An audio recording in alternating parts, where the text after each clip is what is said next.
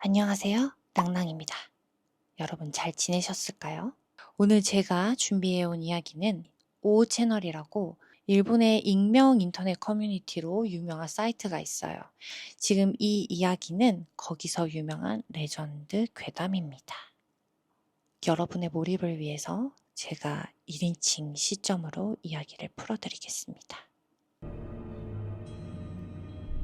이제 드디어 여러모로 끝이 나서 이 이야기를 할 수 있게 됐어. 조금 긴데 잘 들어줄 수 있지? 우리 아빠에게 여동생이 있었어. 그래, 맞아, 나한텐 고모지. 근데 태어나서 원인 불명으로 몇 달 만에 죽어버렸대. 기다리고 기다리던 딸아이가 죽어버리자 할머니는 크게 힘들었다고 해.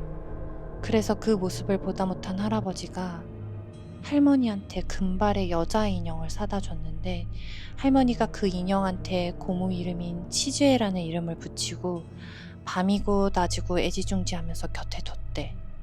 씻기고 입히고 잠도 같이 자면서. 그러다 내 여동생이 태어났고 할머니는 손녀가 생겨서 정말 너무 기뻐하셨어. 우리 부모님은 맞벌이셔서 할머니가 우리를 키워줬는데 특히나 여동생을 굉장히 사랑해줬던 기억은 아직까지도 나.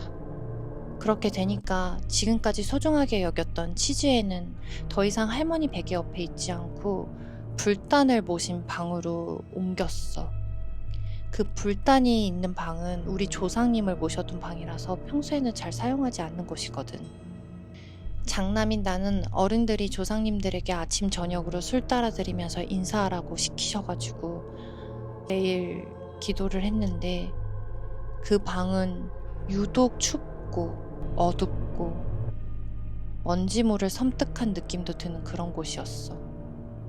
초등학교 6학년쯤 평소처럼 술을 올리러 그 방에 들어가서 기도를 드리려고 하는데 누군가가 뒤에 있는 느낌이 드는 거야. 아무도 없었고 굳이 있다고 하면 뒤쪽 선반에 둔 치즈에만 나를 바라보고 있었어. 그때는 괜히 그게 너무 무섭기도 하고 그냥 애였잖아. 그래가지고 나도 모르게 그 치즈애를 바라보면서 뭐 불만 있어? 까불어? 이 형한테 시비를 털었지.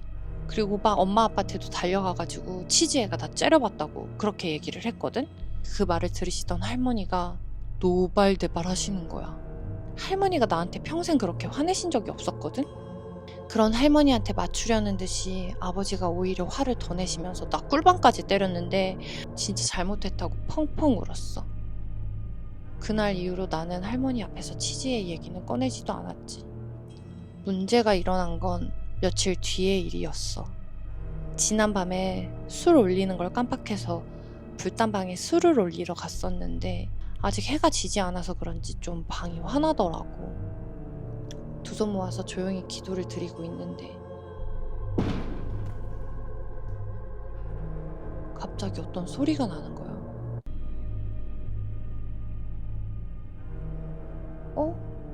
근데 치즈애가 원래 있어야 되는 자리에 없고 바닥에 떨어져 있는 거야. 손목까지 빠져 있었어.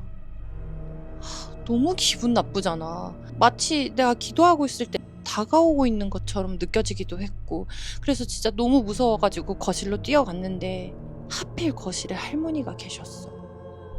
근데 너무 무서우니까 할머니한테 치즈의 얘기가 민감한 걸 아는데도 불구하고 내가 막 계속 이런 일이 있었다 이렇게 얘기를 했거든. 근데 할머니 내가 너무 겁에 질려 있어서 그랬는지 걱정을 해주시면서 같이 그 불단방에 가보자시는 거야. 그렇게 할머니랑 불단방에 갔는데 바닥에 있어야 할 치즈애가 제자리에 있는 거야. 손목도 붙어 있었고. 순간 나는 거짓말한 애가 돼버려가지고 당황해서 아무 말 없으신 할머니만 쳐다보고 있었는데 때마침 아빠가 들어오셨어. 야, 미안. 이거 내가 떨어뜨렸어. 화장실 들렸다가 다시 올려놓은 거거든. 범인은 아버지였던 거야. 할머니의 표정이 풀리는 걸 보고 나도 안심이 됐는지 막 눈물이 반쯤 막 차올라서 울먹거리고 있었거든. 근데 그걸 아버지께서 보시더니, 헤이씨, 사내 새끼가 쫄기는 하시면서 크게 웃으셨고 할머니도 다행히 나를 토닥여 주셨어. 근데 그날 밤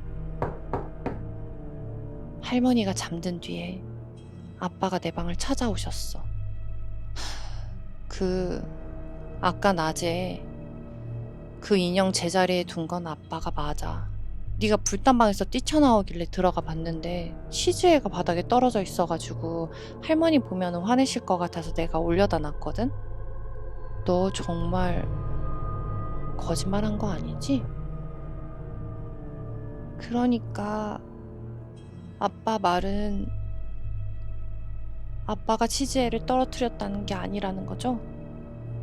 그 이후로 나는 그 방에 들어가는 게 진짜 너무 무서워가지고 매일 드리던 기도도 안 드리고 술도 안 올렸어.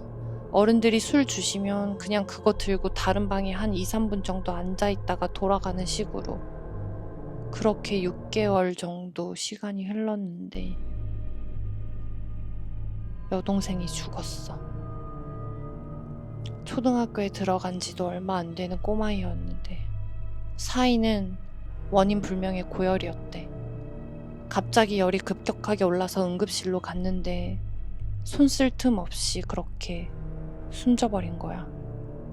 나는 내가 조상님들도 무시하고 기도도 안 하고 그래서 이런 일이 벌어진 것 같아가지고 차마 엄마 아빠한테도 말 못하고 할머니한테도 그 얘기를 할 수 없겠는 거야.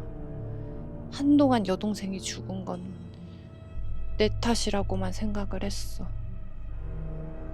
그런데 엄마는 여동생이 죽은 게 치즈의 탓이라는 거야. 엄마 말을 듣자면 여동생이 죽는 순간에 치짱 이라고 하면서 울었다고 하더라고.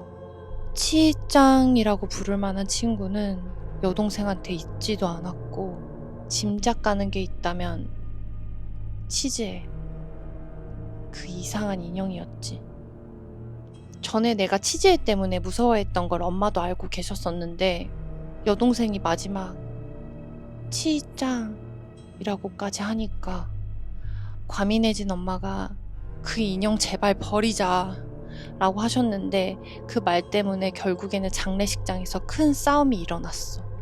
그 뒤로 우리 엄마는 아버지랑도 틀어져가지고 외갓댁으로 짐 싸서 가버리셨고 아버지는 도망칠 곳이 일밖에 없으셨는지 집도 안 들어오시고 매일 일만 하셨어.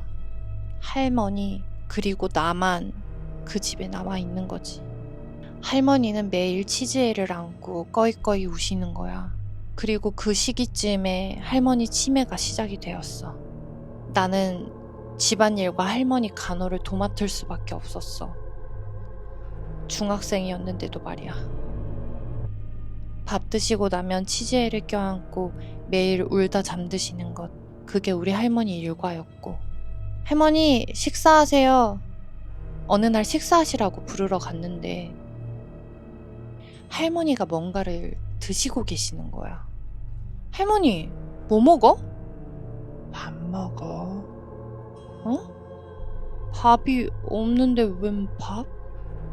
하면서 할머니를 봤는데 입안에 금발 머리카락 같은 게 보이는 거야. 그리고 할머니는 반쯤 벗겨진 치즈애를 안고 계셨고 치즈의 머리를 뜯어먹고 계셨던 거지. 온몸에 소름이 돋았는데 그래도 어떡해. 정신 차리고 할머니 등을 두드리면서 토하게 만들었어. 엄마한테 전화해서 엄마 할머니 이상해 라고 오늘 있었던 일을 말씀드려도 엄마는 그런 사람 나는 모른다 하고 전화를 끊으시고 아버지한테도 전화해가지고 할머니 좀 병원 좀 모시고 가자. 그렇게 말씀드려도 일이 너무 바빠서 갈 수가 없네. 그냥 네가 할머니 좀 잘 살펴줘 라고 말하시는 게 전부였어. 여동생이 죽고 나서 우리 가족이 이상해진 거야. 이 모든 건 불단에 술을 올리지 않은 내 탓이었을까? 자꾸 그런 생각밖에 안 들고 나는 할머니 간호도 해야 되고 근데 내 마음도 너무 안 좋고 그래서 나도 집에서만 생활한 지 꽤 시간이 흘렀어. 점점 할머니의 치매가 심해지던 어느 날 결국 치즈애는 할머니 손에 박살이 나고 말아. 머리카락은 죄 뽑히고 옷은 벗겨지고 찢어지고 더러운 얘긴데 할머니가 종종 자기 대변을 치즈애한테 묻히기도 했어.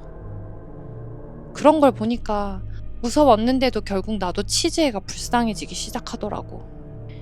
그래서 할머니한테 치즈애를 뺏기도 하고 안 보이는 틈을 타서 숨기기도 하고. 그런데 그 다음날에 할머니는 꼭 치즈애를 안고 있는 거야. 할머니가 못 찾게 여기저기 치즈애를 숨겨놓는 게 내 일상이 됐어. 화장실 선반, 부모님 침실, 그리고 신발장까지. 그러면 한밤중에 할머니가 치즈애 어딨어 치즈애 어딨니 치즈애 하면서 돌아다니다가 결국 찾아내고 치즈애를 엉망으로 만들어 놓는 거지. 그래서 이번에는 내 방 옷장에 치즈애를 숨겼거든? 그리고 잠들었는데 치즈애 어디 갔을까? 치즈애. 할머니가 치즈애 찾는 소리에 내가 깬 거야. 시계를 보니까 새벽 3시더라고. 내 방이 2층이기도 했고 할머니가 치매 걸린 이후로는 2층에 올라오신 적이 없어가지고 에이, 당연히 못 올라오시겠지 하고 안심하면서 옷장을 봤는데 옷장 문이 열려있는 거야. 분명히 내가 닫아놨었거든? 솔직히 내 눈에 보이면 너무 무서우니까 비닐까지 둘둘 말고 그마저도 안 보이는 곳에 놔둔다고 옷장에 넣어놨었거든? 근데 그 비닐조차도 바닥에 떨어져 있는 거야. 설마 치즈애 혼자. 나는 소름이 너무 끼쳐가지고 이불을 뒤집어 쓰고 식은땀만 흘리고 있었어. 그냥 자버릴까? 일어나서 정리를 좀 해야 되나? 아, 근데 너무 무섭잖아. 아무것도 못하고 이불을 뒤집어 쓰고 있는데 그 순간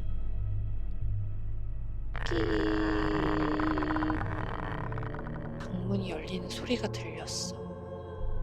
방문 옆에 내 침대가 있는 구조여가지고 고개를 돌리면 방문을 볼 수가 있거든? 너무 무서워서 문 쪽을 볼 수가 없는 거야. 그때 할머니 목소리가 들렸어. 치즈애 찾았다. 할머니가 올라왔다고? 나 너무 깜짝 놀라가지고 나도 모르게 벌떡 일어났어. 근데 아무것도 없는 거야. 할머니도 치즈애도. 너무 무서워가지고 상황 파악이고 뭐고 계속 그냥 이불을 덮고 이거는 꿈일 거야 나 그냥 잠들어야 돼 하면서 겨우겨우 잠에 들었거든. 근데 다음날 할머니는 할머니 방에서 치즈애를 껴안고 죽어 있었어. 사인은 질식. 할머니 입속에는 치즈애의 머리가 들어가 있었고 식도에는 치즈애의 머리카락과 찢어진 옷, 눈알이 들어가 있었대.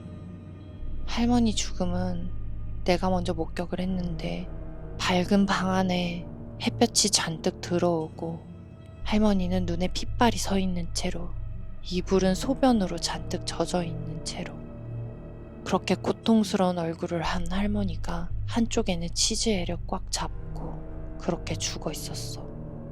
그 분위기, 할머니의 표정, 그 기묘한 장면은 아직까지 잊을 수가 없어. 할머니의 장례식은 간소하게 치렀어. 화장을 했는데 그때 치즈애도 같이 태워버렸지. 가족 묘지에 할머니를 안치시킬 때 돌아가신 분들 비석에 이름이 적혀 있잖아. 할머니보다 먼저 갔던 진짜 고모인 치즈의 이름이 적혀 있었는데 기분 진짜 이상하더라. 그리고 나는 그 장례식장에서 충격적인 이야기를 들었어. 할머니 장례 때문에 오랜만에 만난 친척이 해준 얘기였는데 고모 치즈의 사이는 원인 불명이 아니고 질식사래. 그것도 우리 할머니가 직접 고모 목을 졸라 죽였대. 이유는 몰라. 어쩐지 친가 쪽 친척들이랑 교류가 없었다 싶었는데 할머니는 가족들에게 손절당한 것 같더라고. 나는 왜 할머니는 처벌받지 않았냐고 물었는데 친척분이 얼버무리시던 게 그 당시 그냥 쉬쉬했던 분위기였던 것 같아. 할머니가 돌아가신 지 올해로 4년이 지났어. 나는 고등학교에도 안 가고 지금까지 아무것도 못하고 있어. 할머니가 돌아가신 이후로 어떤 의욕도 생기지가 않네. 가끔은 이대로 그냥 죽어버렸으면 좋겠다 생각도 드는 거야. 만약에 지금까지 일어났던 일이 다 치즈의 고모의 저주라면 내 이런 상황까지 저주일지도 모르겠네. 내 선택 하나로 모든 게 무너질 수 있다니 좀 웃긴다.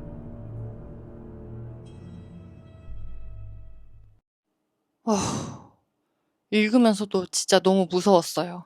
제가 그 윤대만 선생님 유튜브 자주 본다고 했었잖아요. 거기서 이제 설명을 해주기로는 이 인형, 특히 이 손가락이랑 발가락이 명확하게 있는 이 인형은 허주 잡신들이 좀 많이 든다고 하더라고요. 실제로 이 이야기도 인형에 심지어 돌아가신 가족의 이름까지 붙여가지고 정말 자식처럼 이렇게 애정을 주던 인형이었기 때문에 허주 잡신이 들기에 딱 좋지 않은 그런 상황이지 않았나.